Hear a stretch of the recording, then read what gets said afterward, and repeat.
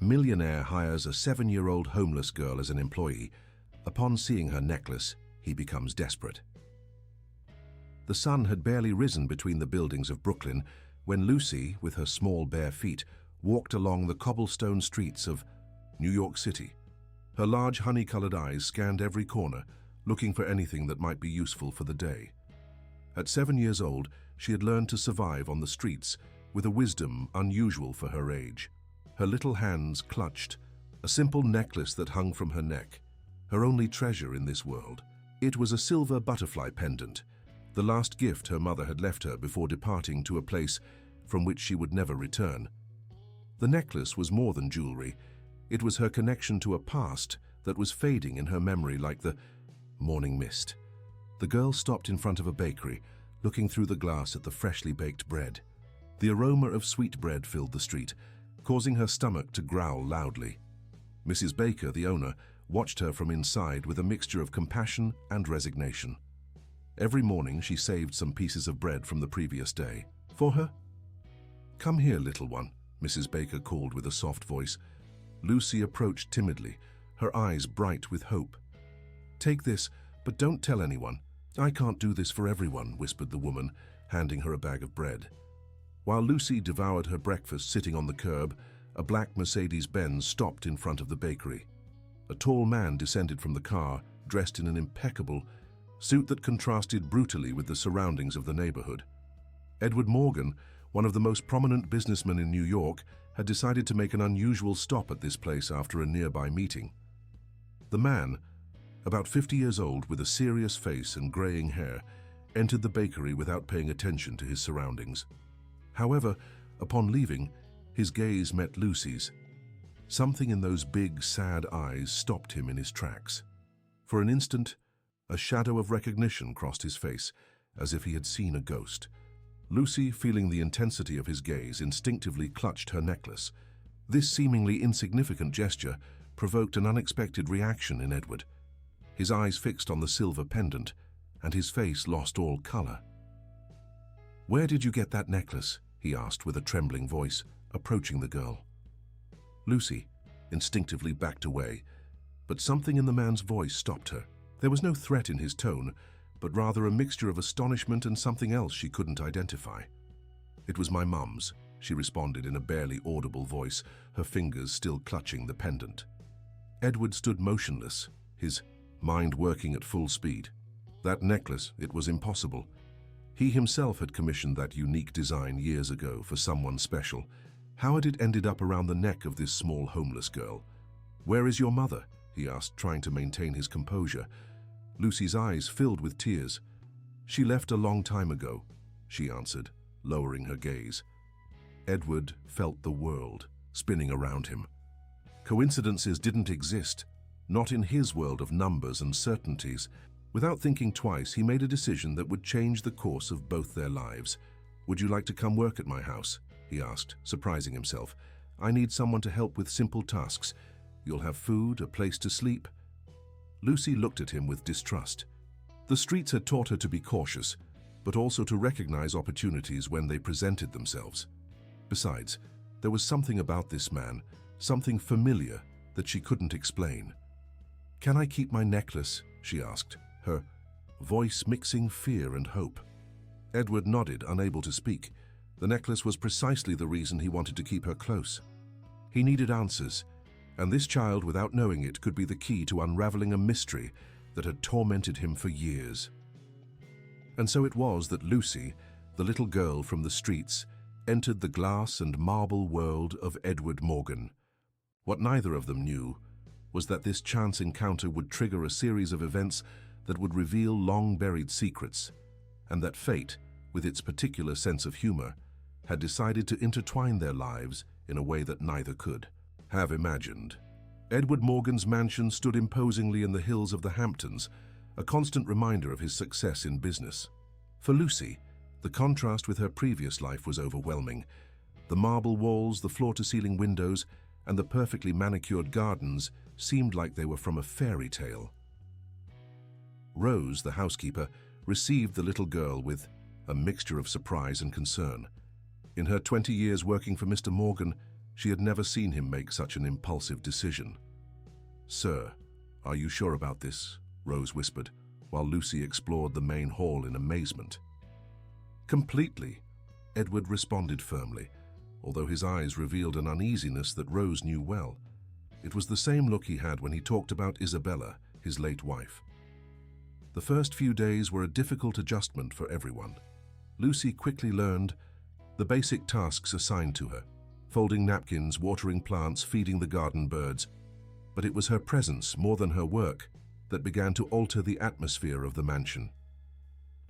Edward observed her from his office, studying each of her movements, her gestures, the way she tilted her head when she was concentrating. The necklace never left her neck, shining under the light like a constant reminder of the mystery he needed to solve. One afternoon, while Lucy was watering the orchids in the greenhouse, Edward decided to approach her. The girl was softly humming, a melody that made his skin tingle. It was the same song that Isabella used to sing. "Where did you learn that song?"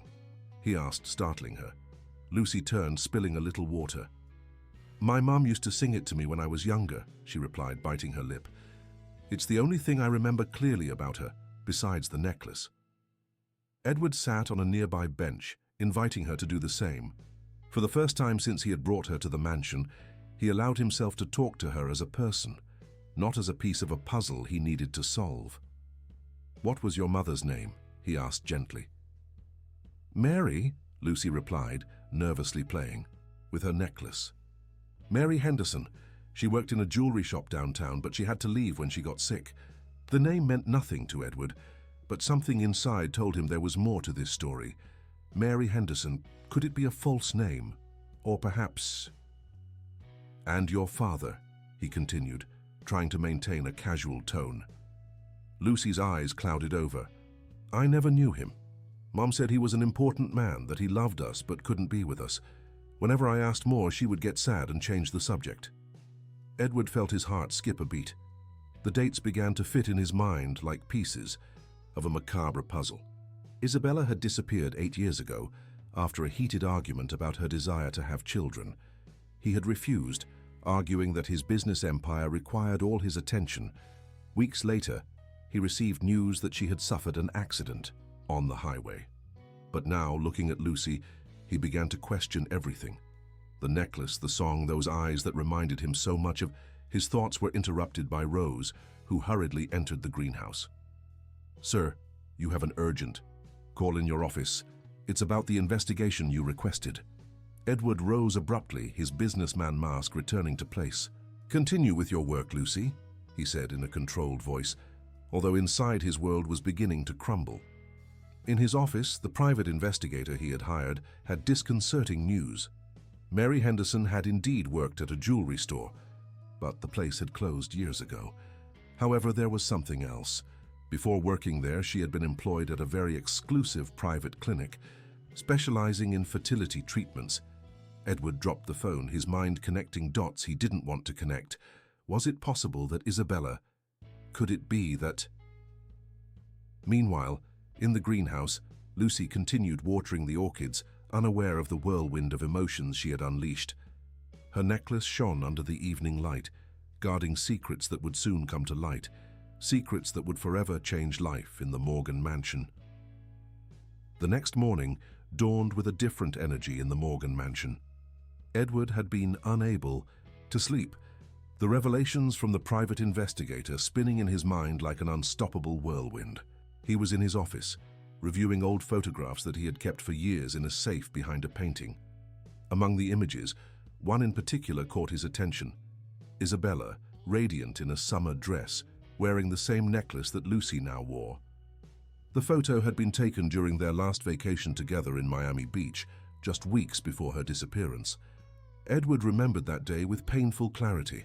The setting sun, the scent of the sea, Isabella's mysterious smile when he asked about her plans for the future. His thoughts were interrupted by the sound of laughter coming from the garden. He approached the window and observed Lucy playing with Spots, the old family Labrador. The dog, normally reserved with strangers, seemed to have developed an instant bond with the girl. Seeing them together evoked a strange feeling in his chest, a mixture of nostalgia and something else he couldn't identify. Rose entered the office with the morning coffee, finding her boss absorbed in contemplation of the scene. "The child has something special, doesn't she?" Rose commented as she placed the cup on the desk. "She reminds me so much of—" "Don't say it," Edward interrupted her abruptly. But they both knew what Rose had been about to mention. The resemblance to Isabella was undeniable, especially in certain gestures and expressions. "Sir," Rose continued cautiously, "there's something you should know. Yesterday, while cleaning Lucy's room, I found her looking at an old photograph, one she carried in her little backpack." Edward turned suddenly, his interest palpable. "What photograph?" "It was a blurry image of a young woman in front of a jewelry store. The child treasures it. But the most interesting thing is the name of the jewelry store, the Golden Sparkle. Isn't that where I bought Isabella's necklace," Edward completed, feeling the air grow thicker. "I need to see that photograph." Meanwhile, in the garden, Lucy had found a new pastime. Among the rose bushes, she had discovered an old swing, somewhat rusty but still functional. As she swayed gently, her mind wandered to memories of her mother. Mary had always told her that someday she would understand everything, that there were secrets only time could reveal. "Your father is a good man, my love," she had said in her final days. "Although circumstances separated us, I know that when he finds you, his heart will recognize yours." Lucy hadn't understood those words then, and now, swinging in the Morgan mansion, they remained a mystery. However, something in the way Mr. Edward looked at her, in the way his eyes stopped at her necklace, made her feel she was closer to discovering the truth. The afternoon was passing slowly when Edward decided to make a visit he had been postponing for years. The jewelry store, the Golden Sparkle, had closed its doors long ago, but the former owner, Frank Wilson, still lived in a small apartment above what was once his business. The elderly jeweler received him with a mixture of surprise and resignation, as if he had been expecting this visit for years. "I knew you would come someday, Mr. Morgan," said Frank, inviting him in, especially after Mary left. Edward felt his heart skip a beat. "You knew Mary Henderson?" The old man nodded slowly. "Mary, or should I say Isabella under another name. She worked here for a while after everyone believed she was lost." The revelation hit Edward like an icy wave. His suspicions were beginning to be confirmed, but the truth was more complex than he had imagined. "Why?" was all he could ask. Frank rose with difficulty and approached an old desk. From one of the drawers, he pulled out a yellowed envelope. "Isabella asked me to keep this. She said that if you ever came asking, it would mean you had found the child." With trembling hands, Edward took the envelope. Inside was a letter and a photograph. Isabella, clearly pregnant, smiling in front of the jewelry store. The date on the back of the photo was from 8 years ago. "She never wanted to hurt you," continued Frank. "But when you told her you didn't want children, when you put your business empire above her dreams, well, Isabella made a decision. She faked the accident to protect what she loved most, the life growing inside her." Edward returned to the mansion with the weight of revelations on his shoulders. Isabella's letter, still unopened, seemed to burn in his jacket pocket. He locked himself in his office, poured a glass of water, and finally summoned the courage to read the words his wife had left years ago. "My dear Edward, if you are reading this, it means you have found our daughter. I know you must be full of questions, pain, perhaps even anger. You have every right to feel that way, but before you judge me, I need you to understand why I made the most difficult decision of my life. That night, when you told me your company was your only priority, that there was no room in your life for a child, I already knew I was pregnant. I had planned to tell you over dinner. I had even bought a tiny pair of shoes, but your words destroyed that dream. It wasn't just the rejection of the idea of being a father, it was the certainty in your voice, the coldness with which you dismissed something that was vital to me. At that moment, I understood that I would have to choose between the love of my life and the new life growing inside me. Faking my disappearance was the only way I found to protect our daughter. I knew that if you found out about the pregnancy, your sense of duty would force you to accept it, but I also knew you would resent the child for having forced you to become a father. I became Mary Henderson, found work at Frank Wilson's jewelry store, who became my protector and confidant. The necklace that meant so much to us, that you had specially made for me, became the only link I allowed myself to maintain with our past. Our daughter, Lucy, has grown to be the reflection of all that is good in both of us. She has your determination and my sensitivity. Every time I look at her, I see your eyes, your smile, and I wonder if I did the right thing. My illness came unexpectedly, and now that I know my time is limited, my greatest fear is leaving her alone. But I also know that fate has a peculiar way of arranging things. If you are reading this, it means that somehow she has found her way back to you. I don't ask you to forgive me. I only ask that you love her, that you give her the chance to show you that being a father is the most beautiful gift life can offer us. The necklace she wears is more than jewelry. It is proof that our love, although transformed, never really disappeared. With eternal love. Isabella. Tears flowed freely down Edward's face as the pieces of the puzzle finally fell into place. The sound of childish laughter pulled him from his thoughts. From his office window, he could see Lucy playing in the garden, her necklace gleaming under the afternoon sun. Rose gently knocked on the door. "Sir, dinner is served. Would you like me to call Lucy?" Edward wiped away his tears and took a deep breath. "No, Rose, I'll go get her." As he walked toward the garden, each step seemed lighter than the last. The years of bitterness, of focusing solely on business, began to fade in the face of the revelation that he had something much more valuable. A daughter, an unexpected gift from the woman he had never stopped loving. Lucy saw him approach and, for the first time since arriving at the mansion, didn't feel the need to hide or pretend to be busy. There was something different in the way Mr. Edward looked at her now. "Lucy," he said softly, kneeling to be at her height, "there's something very important I need to tell you." The girl looked at him with her big eyes, so similar to Isabella's, while her small fingers played unconsciously with the necklace. Edward took her little hands in his, noticing for the first time how much they resembled each other. "Have you ever wondered why I brought you to live here?" he began, his voice trembling slightly. "It wasn't just because of the necklace, although that was the first sign. It was because somehow my heart recognized what my mind refused to see." The silence in the garden grew thick, laden with emotions contained for years. Edward kept Lucy's hands in his, searching for the right words to reveal a truth that would change their lives forever.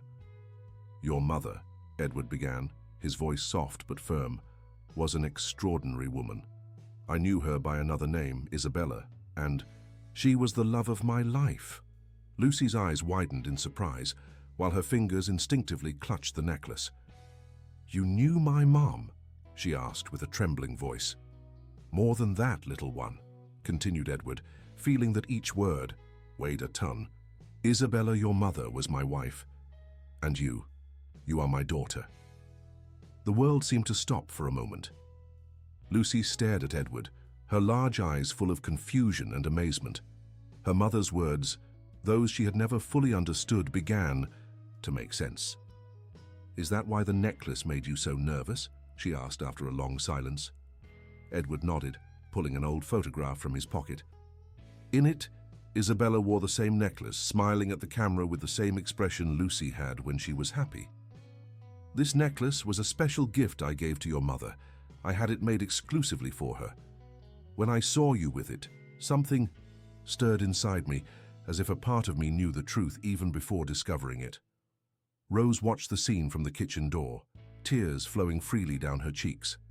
She had served the Morgan family for decades, had seen the love between Edward and Isabella bloom, and now witnessed the moment a father and daughter recognized each other for the first time. "Why did Mom never tell me?" asked Lucy, her voice mixing curiosity and sadness. Edward took a deep breath. How to explain to a 7-year-old girl the complex nuances of love, pride, and fear? How to make her understand that his own actions and words had led Isabella to make such a drastic decision? "Sometimes adults make mistakes," he began, carefully choosing his words. "I was so focused on my work, on building an empire, that I forgot what really mattered. Your mother wanted to give you the best life possible, and at that time she thought the best way was to keep me away." Lucy processed each word with a maturity surprising for her age. The streets had taught her to listen, to observe, to understand the complexities of life that many children her age couldn't even imagine. "Mom always said my father was a good man," she finally said, her eyes fixed on Edward's. "She said someday I would understand everything." Edward felt his heart expand and contract simultaneously. Isabella, even in her absence, had kept a positive image of him alive in their daughter's heart. She hadn't erased him from history. She had just waited for the right time for the truth to come to light. "Your mother was right about many things," Edward replied, his voice breaking slightly, "but she was wrong about one. I'm not as good as she believed. However, if you give me the chance, I would like to try to be. I would like to be the father I always should have been." Rose approached silently, carrying a tray with hot chocolate and cookies. She knew her boss well enough to know he would need a moment to compose himself. "Would you like to have your snack here in the garden?" she offered with a warm smile. Lucy looked at Edward, seeking approval. It was a small but significant gesture. She was already beginning to see him as an authority figure, as someone important in her life. "I think that's an excellent idea," Edward replied, grateful for the interruption that would allow them to process everything that had just happened.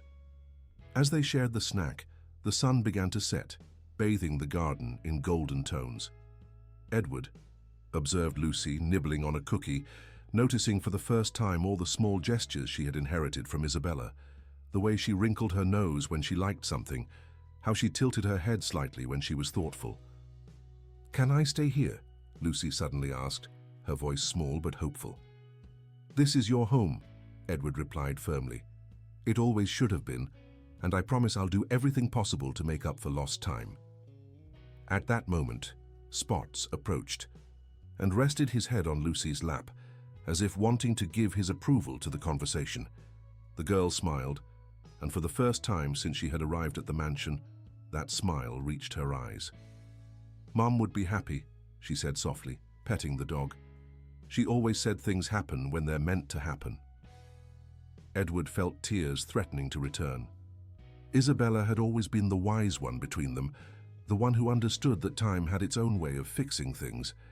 Now, sitting in the garden with his newly discovered daughter, he began to understand the depth of that wisdom. The following days at the Morgan mansion passed in a blur of adjustments and discoveries. Edward had hired the best lawyers to begin the process of legally recognizing Lucy as his daughter, while Rose busied herself with transforming one of the largest rooms into the perfect space for a 7-year-old girl. The news that powerful. Edward Morgan had a daughter spread quickly through New York's business circles. Newspapers speculated about the story, but Edward remained firm in his decision to protect Lucy's privacy. He had already lost too much time. He wouldn't allow the media circus to disturb these first moments with his daughter. One morning, as they ate breakfast together in the garden, a new tradition they both treasured, Lucy asked a question that took Edward by surprise. "Can I see pictures of when you and Mum were together?" Edward felt a lump in his throat. For years he had kept those photographs tucked away, too painful to look at. But now those images were no longer just memories of a lost love. They were Lucy's legacy, her connection to a mother who was no longer physically present. "Of course," he replied, rising from the table. "I think it's time to share those memories with you." In his office, Edward opened the safe where he kept the albums. Lucy sat beside him on the sofa, her eyes shining with anticipation. Together, they began to go through the pages that told the love story of Edward and Isabella. "This was on our first date," explained Edward, pointing to a photograph where a young Isabella smiled in front of a fountain in Central Park. "Your mother loved Sundays in the park, chocolate churros, the music of street performers." Lucy touched each photograph with reverence, as if she could absorb the captured moments through her fingers. "She looked so happy," she whispered. "We were," confirmed Edward. "Your mother had a special way of making everything seem brighter, more alive." As they progressed through the album, Edward began to notice details he had previously overlooked. In many of the later photographs, Isabella seemed to have a distant, thoughtful look. as if she was already contemplating the decisions she would make. "You know what's most special about these photos?" Lucy suddenly asked. "What is it, little one?" "That now I can see that I have your eyes and Mom's smile," she replied with a wisdom that surpassed her age. "It's like I'm a little bit of both of you." Edward felt his heart expand in his chest. It was true, Lucy was the perfect combination of both, not only physically, but in her way of being. She had Isabella's determination and his own analytical capacity, her mother's kindness, and, he hoped, some of his own strength. Rose entered the office with a tray of tea and cookies, but stopped at the door upon seeing the scene. Father and daughter bent over the photo album, sharing laughter and memories. It was an image she had hoped to see for years. "Sir," she said softly, "Mr. Wilson is here. He says he has something important to give you." The elderly jeweler entered the office with slow but sure steps, carrying a small velvet box in his hands. "Isabella left this too," he explained, handing the box to Edward. "She said it was for when this moment arrived." Edward opened the box with trembling hands. Inside was another necklace, identical to the one Lucy wore, but smaller, along with a note. "For when our little one is ready to share her most precious treasure with someone else." "Your mother," explained Edward to Lucy, "always thought about the future, about the moments to come. This necklace is the same as yours, but smaller. She wanted you to have something special to share when the time was right." Lucy took the small jewel in her hands, her eyes shining with contained tears. "It's as if Mom knew we would be here together," she whispered. "Your mother always knew that love finds its way," responded Frank with a wise smile. "That's why she saved so many things for this moment, for when the truth would finally come to light." The changes in the Morgan mansion became increasingly evident. What was once a cold and formal space had gradually transformed into a home full of life. Lucy's laughter echoed through the corridors, and the walls that previously only displayed expensive artwork now also showcased children's drawings, framed with the same care as the most valuable paintings. Edward had begun to reorganize his business life to spend more time with his daughter. His business partners, accustomed to seeing him work tirelessly until late at night, were now surprised to hear him decline evening meetings because he had an important commitment with his daughter. One afternoon, while Lucy was doing her homework in the study, Edward had insisted on enrolling her in the best school in the city. Rose entered with a worried expression on her face. "Sir," she said quietly so as not to interrupt the girl, "Mrs. Victoria Morgan is here." Edward felt his blood run cold. His mother, the matriarch of the Morgan family, was known for her strong character and inflexible opinions. She had not approved of his marriage to Isabella years ago, considering her too simple for the family. And now, "Where is she?" he asked, instinctively straightening his tie. "In the main living room," Rose replied. "And sir, she's already seen Lucy's photos on the walls." Edward turned to his daughter, who was still concentrated on her mathematics. "Lucy, sweetheart, could you stay here with Rose for a moment? I have to attend to something important." The girl nodded, too absorbed in her exercises to notice the tension in her father's voice. Victoria Morgan stood in the middle of the living room, critically observing a recent photograph of Edward and Lucy in the garden. At 70, she remained an imposing figure, impeccably dressed and with a bearing that denoted years of power and privilege. "So it's true," she said without turning when she heard her son enter. "You've brought this child to live here." "Mother," Edward replied firmly, "Lucy is my daughter, your granddaughter." Victoria turned slowly, her penetrating eyes studying her son. "And do you have proof of this? Or are you simply letting your feelings for Isabella cloud your judgment again?" "I have all the necessary proof," Edward replied, maintaining his calm. "But more importantly, I have the certainty in my heart. Lucy is my daughter, and nothing you say will change that. Have you considered the scandal, the damage to the family's reputation? The Morgans have built our name over generations. And what good is a name, Mother, if there's no love behind it?" interrupted Edward. "For years I allowed family expectations to dictate my decisions. That mistake cost me losing Isabella and the first 7 years of my daughter's life. I won't make the same mistake twice." Victoria approached the window, observing the garden where the swing swayed gently in the breeze. For a moment, her mask of severity seemed to crack. "She looks so much like her," she murmured, almost to herself. "She also has a lot of the Morgan in her," Edward replied softly. "She has your determination, Mother, and Dad's intelligence." At that moment, as if fate had decided to intervene, Lucy appeared in the doorway of the living room holding a notebook. "Dad, could you help me with this math problem? Rose says you're very good with numbers." Victoria turned abruptly upon hearing the child's voice, and for the first time in years, Edward saw something he never thought possible. His mother was speechless. Lucy, noticing the presence of the elegant lady, made a small curtsy, just as Rose had taught her. "Good afternoon, ma'am," she said with a natural politeness that surprised both adults. Victoria stepped forward, studying every detail of the child's face. The eyes, the shape of the nose, the way she held the notebook against her chest. All small details that screamed, "Morgan!" "What's your name, little one?" asked Victoria, her voice softer than Edward had heard in years.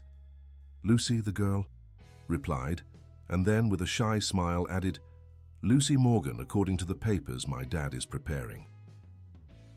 Victoria brought a hand to the pearl necklace she always wore, a gesture that Edward recognized from his childhood as a sign of contained emotion. "Did you know your grandfather, my husband, was a genius with mathematics?" said Victoria, surprising Edward. "Perhaps I could help you with that problem while your father attends to his affairs." Lucy looked at her father, seeking approval. Edward nodded, still amazed at the turn events were taking. "I would like that," replied Lucy, approaching Victoria. "Are you my grandmother?" The question, so direct and sincere, seemed to completely disarm Victoria Morgan. For a moment, Edward saw through the facade of the inflexible matriarch and could see the woman who, years ago, had read him bedtime stories. Victoria Morgan sat on the elegant living room sofa, patting the space beside her to invite Lucy to sit. Edward observed the scene with a mixture of amazement and hope, while Rose, from the doorway, tried to hide her tears of emotion. "Yes, little one," Victoria finally replied, her voice noticeably softening. "I am your grandmother, and I see you've inherited your grandfather's gift for mathematics." For the next hour, the Morgan mansion witnessed a scene that no one would have thought possible: the formidable Victoria Morgan sitting patiently, explaining equations to her newly discovered granddaughter. Edward quietly retreated to his office, giving them space to form their own bond. "Your mother," said Victoria while reviewing another exercise, "did she ever tell you about your family?" Lucy nodded, absently playing with her necklace. "She told me stories about Dad. She said he was an important man, but that his heart was bigger than his company. She also told me that someday I would meet an elegant lady who might seem serious, but who had a heart of gold." Victoria felt something break inside her. Isabella, despite everything, had maintained a positive image of the Morgan family for her daughter, even of her, who had so often judged her unfairly. "Your mother was a very wise woman," admitted Victoria, surprising herself with the sincerity of her words. "I wasn't always fair to her." "Mum said that sometimes people act out of fear," replied Lucy with a wisdom that surpassed her age. "Fear of losing what they love, fear of change." Victoria looked at her granddaughter with new eyes. This child had not only inherited the family's physical traits, but also a deep understanding of the human heart that painfully reminded her of Isabella. Rose entered with a tray of tea and homemade cookies, Lucy's favorites. "I thought you might need a break from mathematics," she said with a warm smile. "Rose," Victoria called when the housekeeper was about to leave, "could you also bring that photo album that's in the study, the one with the blue cover?" Minutes. Later, Victoria and Lucy were immersed in old photographs of the Morgan family. "This is your father when he was your age," explained Victoria, pointing to a small Edward who smiled, showing a missing tooth. "And this is your grandfather Anthony, teaching him to ride a bicycle." Lucy absorbed each image, each story, with fascination. For her, who had grown up with no family other than her mother, discovering this rich tapestry of family stories was like finding a treasure. "You know," said Victoria after a while, "I have a house in the Hamptons with a wonderful swimming pool. Maybe you could come visit me some weekend. If your father agrees, of course." Edward, who had quietly returned to the living room, felt his heart expand at the scene. "I think Lucy would love that, wouldn't you, little one?" The girl nodded enthusiastically, but then her face turned thoughtful. "Can we bring Spots too? He gets sad when I leave." Victoria laughed softly, a sound Edward hadn't heard in years. So of course the house has a huge garden where he can run. As the afternoon progressed, the atmosphere in the Morgan mansion had completely transformed. The initial tension had dissolved, replaced by a warmth that none of those present had expected to find. "Edward," Victoria called when she was finally preparing to leave. "Isabella." She did what she thought best to protect her daughter. Now I understand that she was also protecting the heart of this family, although none of us knew it then. Edward hugged his mother, a gesture they hadn't shared in years. "Thank you, Mom," he whispered, "for giving Lucy a chance, and us." From the study window, Lucy watched the scene, her necklace gleaming under the evening light. Rose approached and put an arm around her. "You know what, Rose?" the girl said softly. "I think Mom was right. Things really do happen when they're meant to happen." Life at the Morgan mansion had found a new rhythm. Weekend trips to the Hamptons with grandmother Victoria had become a tradition eagerly anticipated by all. Edward watched in amazement as his mother, once so rigid and formal, transformed into a loving grandmother who didn't hesitate to sit at the edge of the pool to splash water with her granddaughter. However, while the family grew closer, Edward felt there was still one important loose end: Isabella's final resting place. Lucy had never had the opportunity to properly say goodbye to her mother, and he felt they owed her that closure.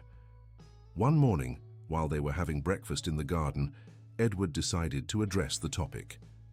"Lucy," he began gently, I've been thinking, would you like to visit the place where your mother rests?" The girl put her glass of juice on the table, her eyes large and thoughtful. "Do you know where it is?" "Mr. Wilson helped me find it," Edward replied. "It's in a beautiful garden with flowers, near where your mother and I used to live when we got married." Lucy nodded slowly, playing with her necklace as she always did when processing something important. "Can we bring her flowers? Mom loved orchids." Edward felt his heart tighten. Isabella had maintained a small orchid greenhouse in their old house, a passion he had considered an unnecessary whim back then. How much he now regretted not having appreciated those small details that made her happy. "Of course, my love. In fact, there's something I haven't shown you yet."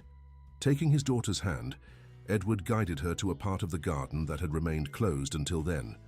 Upon opening the glass door, Lucy gasped. Before her stretched a greenhouse full of orchids in every imaginable color. "I had it built a few weeks ago," explained Edward.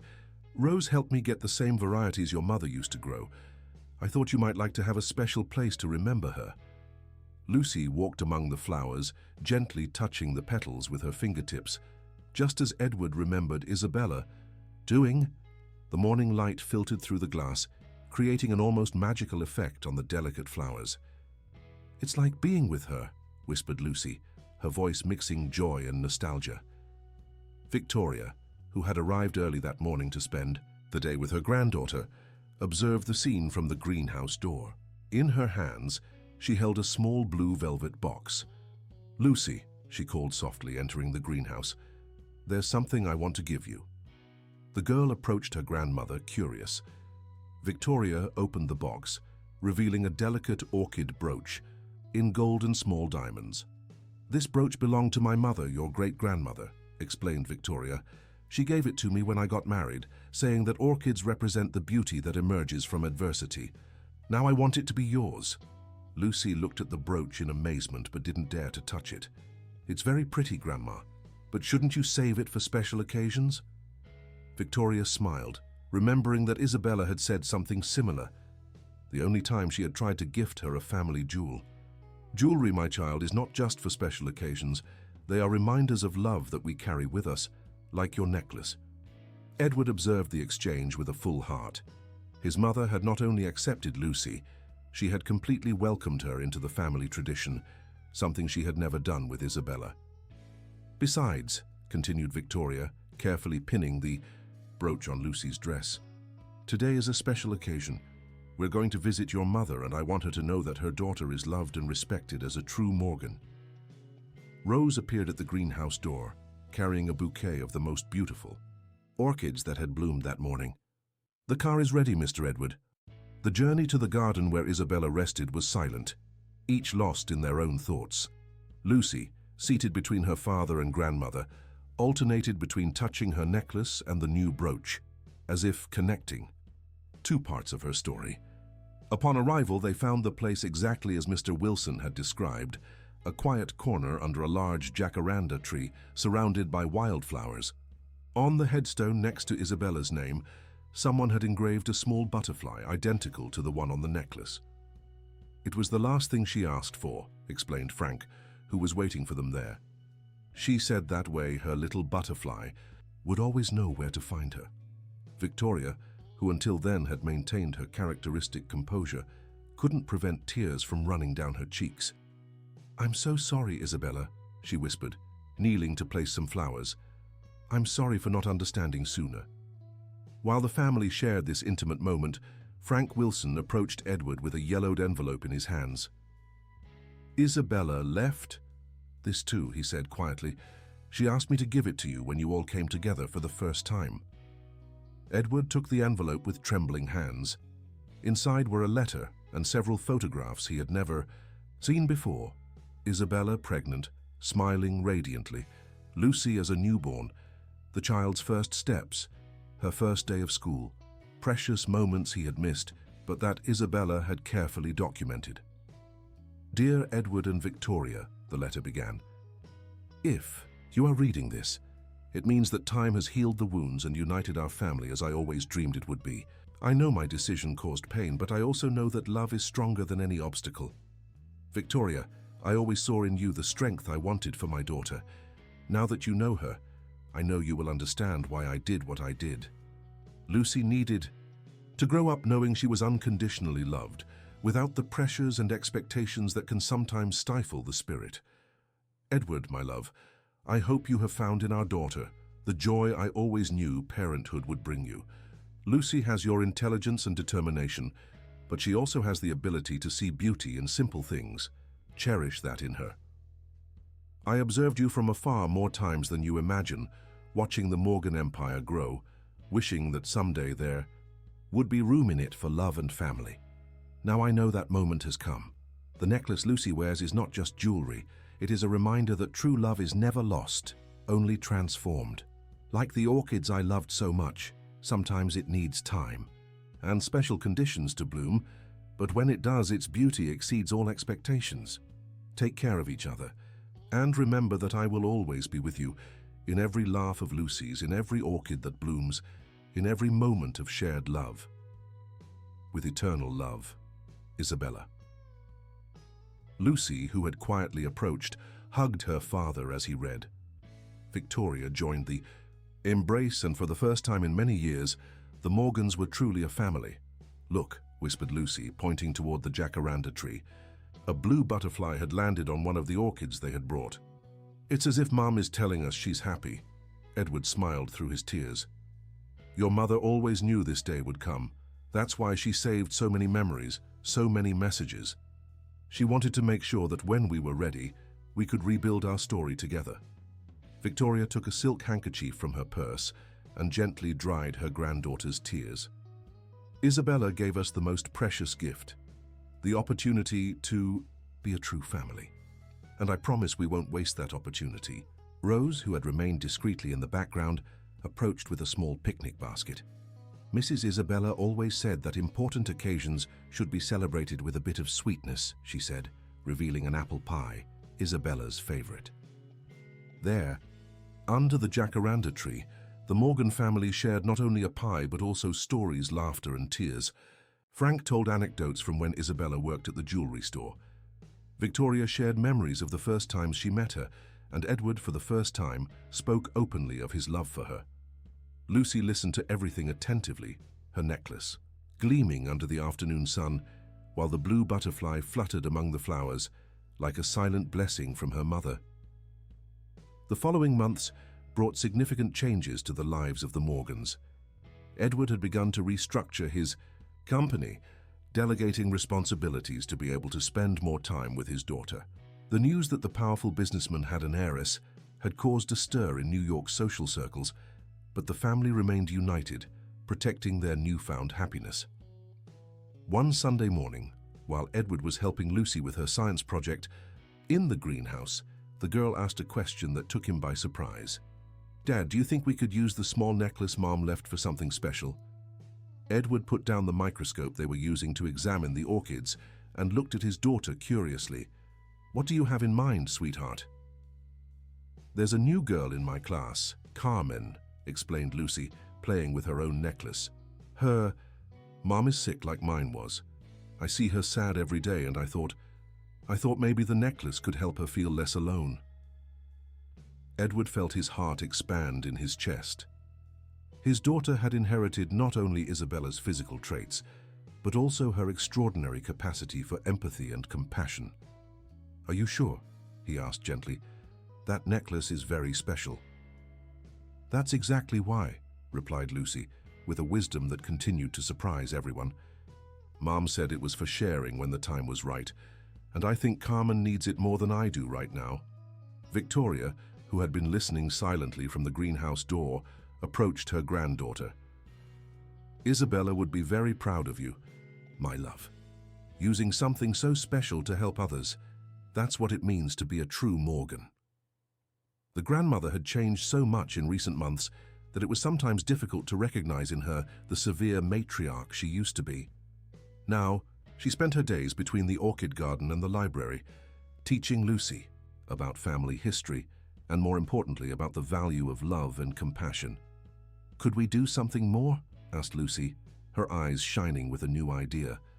"Carmen's mom needs special treatments, but I heard they're very expensive." Edward and Victoria exchanged looks. At that moment, both remembered how Isabella had had to face her illness alone, without the resources the Morgans could have provided. "I have a better idea," said Edward, taking out his phone. With a few quick movements, he sent several messages. "What do you think about creating a foundation? We could call it the Isabella Morgan Foundation, and its mission would be to help families going through situations similar to what you experienced with your mother." Lucy's eyes lit up. "Could we help many people?" "As many as we can," confirmed Victoria, surprising Edward with her enthusiasm. "And we could use the orchid greenhouse as a symbol. Orchids are like people. With proper care, they can bloom even in the most difficult circumstances." Rose, who had entered with the afternoon tea, smiled upon hearing the conversation. "Mrs. Isabella always said that blessings should be multiplied," she commented, serving the cups. "I think she would be delighted to see how her love continues to grow and help others." Over the next few weeks, the Morgan mansion became the operations center for the new foundation. Edward allocated a significant portion of his resources to establish it, while Victoria used her social connections to raise awareness about the cause. Lucy, for her part, dedicated herself to her new friend Carmen. The day she gave her the necklace, the story she shared was simple but powerful. "This necklace is magical," she told Carmen as she put it on her. "Not because it can make problems disappear, but because it reminds you that you're never alone. My mom gave me one just like it when she was sick, and although she's no longer with me physically, I feel her love every time I touch it." Carmen, with tears in her eyes, hugged her new friend. "But don't you need it?" "I have mine," replied Lucy, showing her own necklace, "and now we're like sisters, each with her guardian butterfly." Edward observed the scene from a distance, his heart full of pride and love. Isabella had been right. Their daughter had the capacity to see beauty in simple things and the power to multiply the love she had received.